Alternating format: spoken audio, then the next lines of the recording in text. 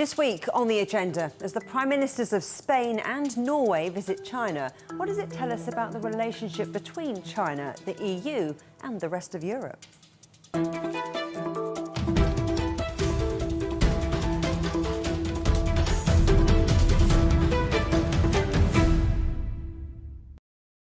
Trade tensions between China and Europe have been in the spotlight this week as the Prime Ministers of both Spain and Norway headed to China.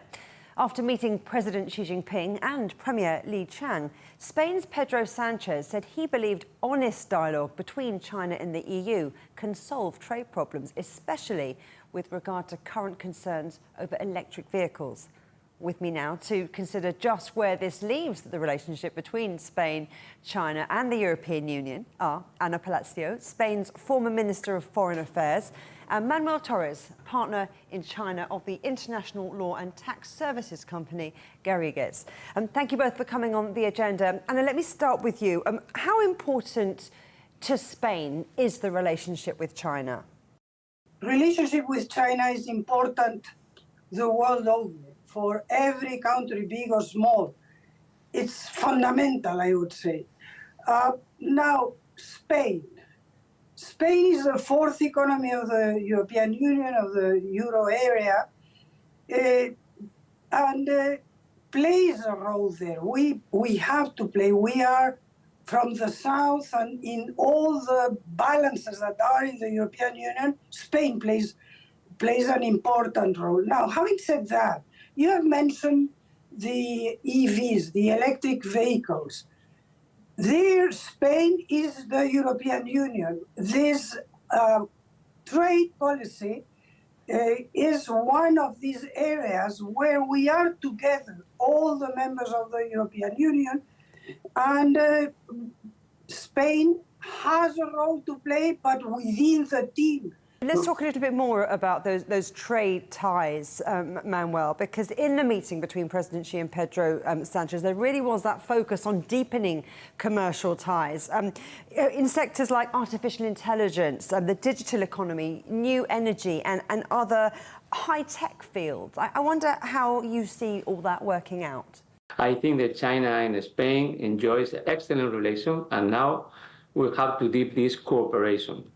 In several sectors you mentioned, for instance, the green energy, the Chinese group Envision announcement on investment for more than 1,000 million USD in the sector of the green hydrogen in Spain. An MOU was signed with the Spanish government. In another sector, in order to promote the train between the EU, the city in the southeast of China to Madrid, and also some companies from China have decided to set up the headquarters in Spain in order to develop green energy. So I think that this kind of visits works quite a bit well. What assurances do you think Pedro Sanchez was setting out to get on this trip? And did he get them? I mean, he said that the deals signed in Beijing showcased the huge potential and bright prospects for cooperation between the two countries. Well, I think that the word is cooperation. But cooperation needs a level playing field. And this is what what is in the background of all these debates. China is first. China had the vision precisely in what Manuel Torres was saying in the area of energy transition. China has an advance, is a pioneer, is the leading country there. And in Spain, we have bet for this energy transition. So there is a natural dialogue there. But again, what we Europeans in general, we want is to have a level playing field with China. China has to understand that now it's a big power. It's in the first or second economy, and it has to just to review certain approaches that when China was a developing country did not disturb the international trade. Yeah. China is a really important trading partner for Spain, especially around things like dairy, like pork, like electric vehicles, all things which have been heightening those tensions between China and the European Union. What, if anything, do you think has this visit done to ease some of those tensions? Let me tell you that, for instance, in the port sector, last year, more than 560,000 tons were exported to China from Spain, and the value was around the 1,223 million euros. It represents more or less 20% of the Spain export, and always the same figure with regard to the import in China. So I think this kind of visit helped to ease those tensions. And also, I remember the Prime Minister said that this kind of dispute have to be solved within the World Trade Organization. And I think this is the same position that China has. It means that Spain supports the principle of the free trade and open market. And also China has the same position. I think that in order to concentrate, the idea is that it's more World Trade Organization in terms to solve the conflict and less unilateral increase of the tariff. I mean, Anna, would you agree with that assessment? I mean, Joseph Borrell has said that China and EU differences shouldn't push everybody into systemic confrontation. Has this visit helped with that? Frankly, this is the position of the European Union and has always been the position of the European Union. The European Union understands that decoupling today doesn't make sense at all. And we need to avoid confrontation of any kind, and we need to reach common grounds in which, but again, these common grounds have to be discussed and have to be applied. And this is what is at stake today for China with the European Union, but all over the world.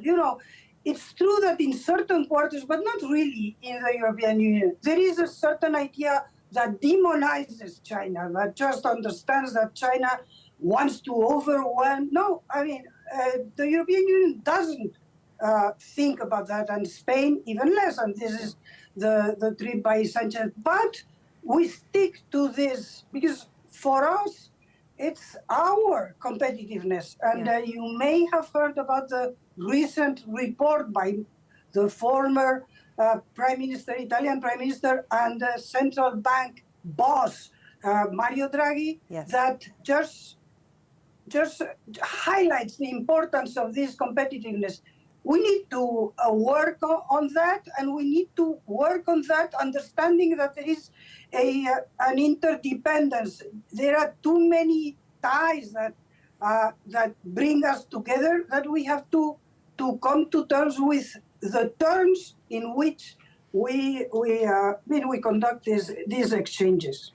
And Mario Draghi said that Europe needs to invest a lot of money to be able to compete effectively with China. And one of the hot potatoes that you've already mentioned, of course, is electric vehicles, Spain being Europe's second largest exporter of EVs. So, Manuel, that row between China and the EU over electric cars was bound to come up. And President Xi talked about Sanchez playing a constructive role in improving the strained relations between China and the EU.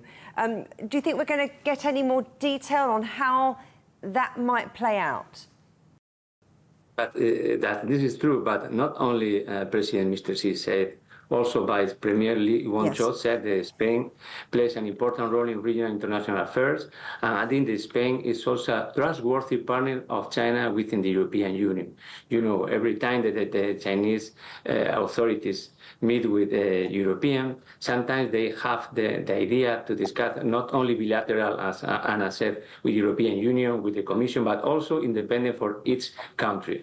Germany is a good example, France is another example. So I think that our Prime Minister came here, tried to get the same position, the same advantage of this position. But also the Premier Li Qiang said that they expect that Spain will play a constructive role in promoting China-European cooperation. So it's not only our government, it's also the Chinese government is looking for what Spain is going to do. And said that this Prime Minister said that protection and unilateralism are rising the world economy and is facing more risk and challenge for China. And I remember that they highlighted about the vehicle, the overcapacity of the electric vehicles in China is baseless. So this is the position that the Chinese government has. No? On the other hand, our Prime Minister said that Spain wants to continue playing a positive role in promoting the health development and European-China relations. So I think that I think it was a very intelligent movement, a very smart movement to come to China to discuss face-to-face with the government, because I think that to increase the trade war is not a solution. And Manuel, that positivity shown with Spain welcoming plans by China's EV maker Chery, those plans to open a plant in Barcelona. But not only in Barcelona, but also all the plans they are planning to build in batteries. So it's quite a bit important for the e-vehicle. So they are planning to invest in the south of Spain. I remember that the president of the autonomous government from Andalusia announced a huge investment from the Chinese company in the batteries in Linares for more than 2,500 million euros. So yes, it's clear that China has interest to invest in Spain. And Spain has interest in China investing in Spain. Now, what is the background of all this discussion? And I think that as you are based in London, there has been an interesting article on this topic by the Financial Times. The background is this taxes on EVs. And of course, Europe just has this competitiveness challenge. We are betting on that. And we have a policy, again, yes, Spain is Spain, but in trade, Spain is the European Union. And changing or having a U-turn on these taxes, I think that this is something that, of course, I mean, in politics, everything is possible, everything is legitimate, and I hope that there will be a mutual understanding. Just this idea that we need to find, and I'm paraphrasing sentences that are absolutely in China's handbooks, just a win-win situation. I think on this visit there was an emphasis too on people-to-people exchanges. China's extended that free entry of up to 15 days to 11 European countries, including Spain. And I wonder, Anna, how you think that's helping with bilateral relations and with EU relations in general. I mean, you know, first-hand knowledge, speaking to people, knowing a society remains invaluable even in these days of video conferencing, and we are using it, and it's very important and it's a useful tool, but nothing replaces the personal contact. And in the West in general, in Spain, we really know very little about China. China or Chinese society at certain areas in Shanghai or in Beijing know much better Europe or Spain than we do. And we really need to foster this personal exchanges, because this is the thing where you can build relations that are the ones that we need and the ones that we have to promote. Ana Palacio, Manuel Torres, thank you both very much. Still to come here on the agenda, a greener plan. We'll examine Norwegian Prime Minister Jonas Gahr Støre's visit to China.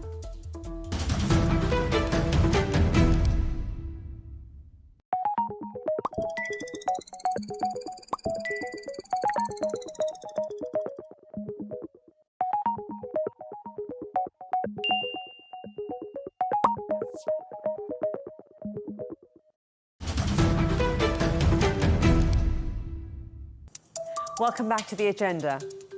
Like his Spanish counterpart, Norway's Prime Minister Jonas Gahr Støre has also met President Xi Jinping and Premier Li Qiang this week. The focus for him was very much the green transition and how China and Norway might work together to make the world more sustainable.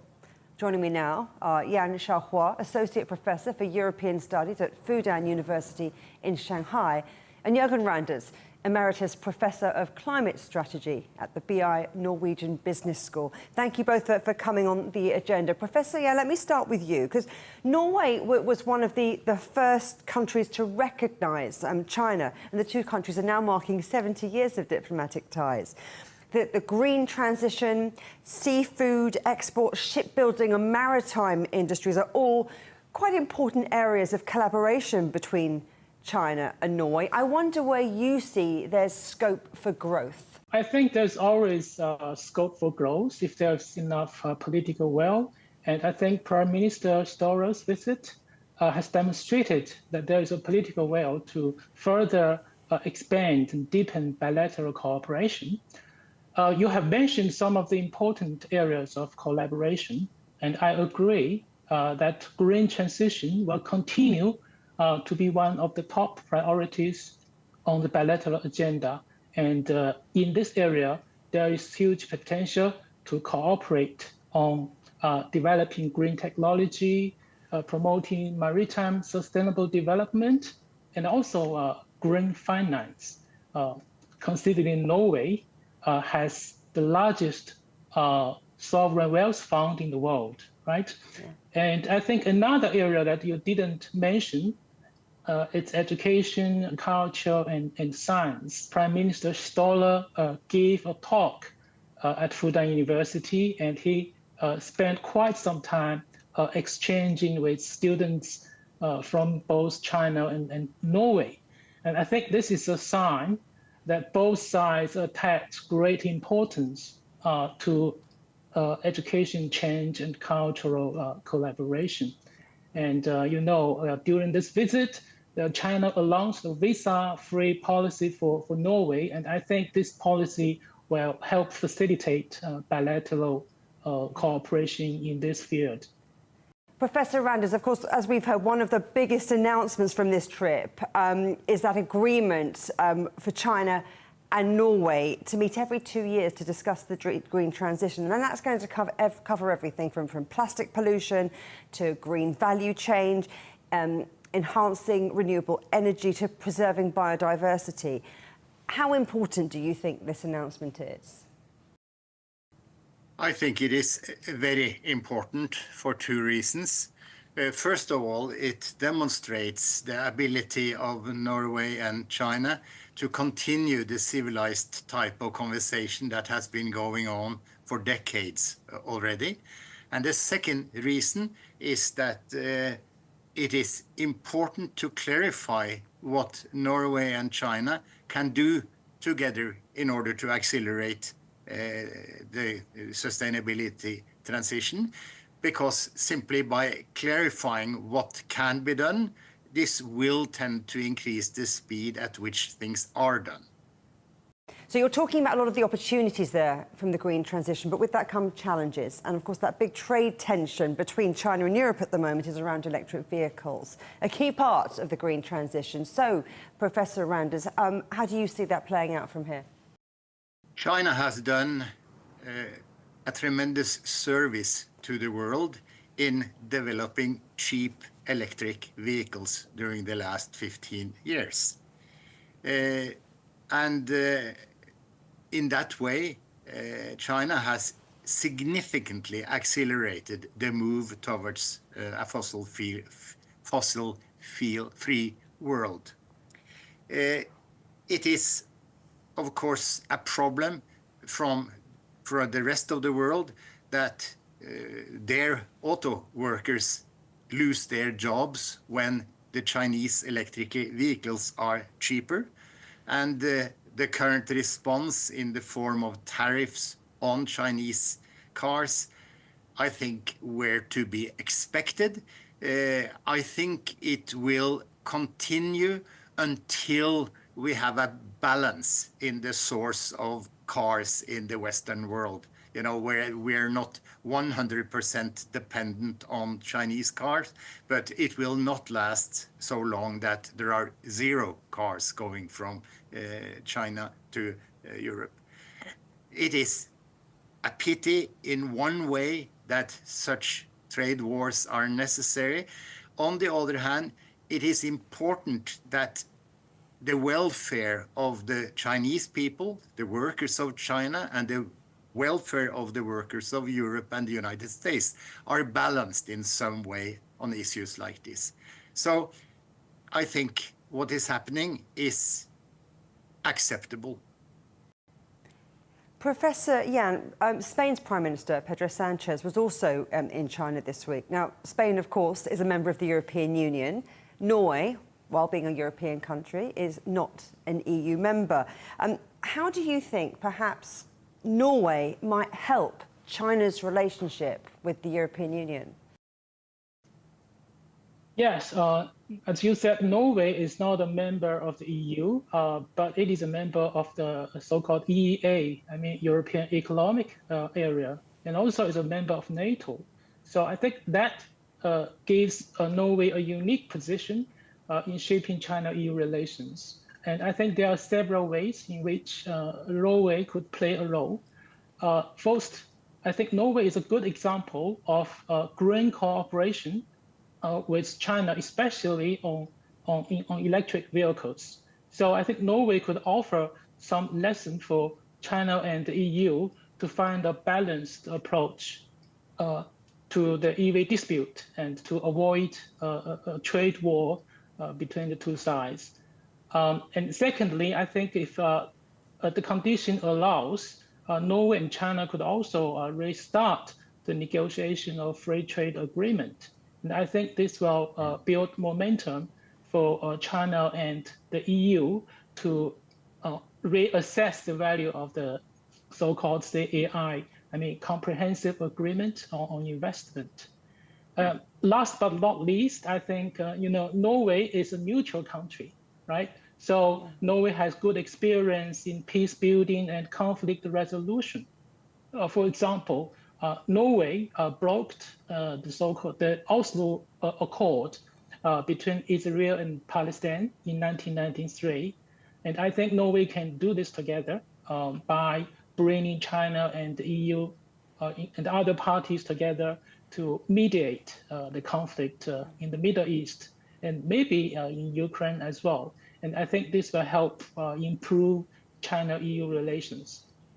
Norway needs big investment in infrastructure projects, and China has Arctic ambitions. And of course, you've got Chinese shipping giant COSCO, who has quite deep pockets.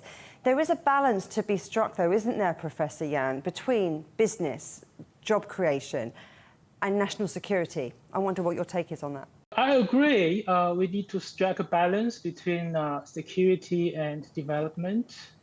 While states have legitimate concerns for national security, I think they should not hyper-securitize on everything, right? You mentioned the case of COSCO, and we have the case of Huawei.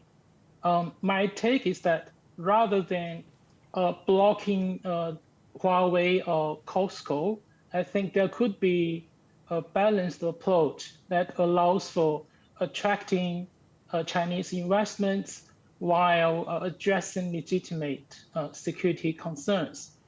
And I think this approach has already been adopted by Germany in July on the case of Huawei. And I think that also offers some lessons for other European countries when it comes to the balance between security and development. And more broadly, Professor Randers, how far do you think visits like this go towards diffusing tensions between China and the rest of the world? I think such visits are crucial in demonstrating that it is fully possible and very attractive to continue talking in a civilized manner.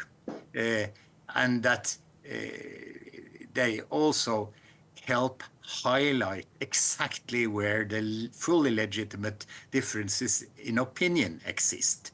And, it makes it possible to demonstrate that our leaders are grown-up people, that it is fully possible to disagree fiercely on certain issues, and then at the same time try to identify the huge areas of common interests that exist, and particularly in this case between China and Norway, for the reason that these are both nations that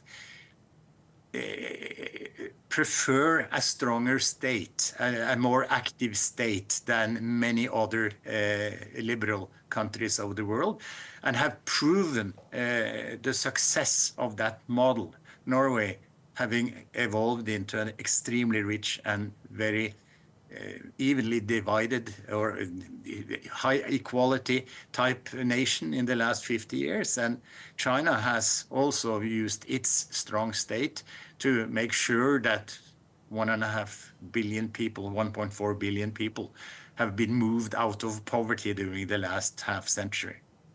So yes, I think very important, because it shows the importance of civilized conversation, and it highlights the fact that one can disagree on certain matters without stop talking.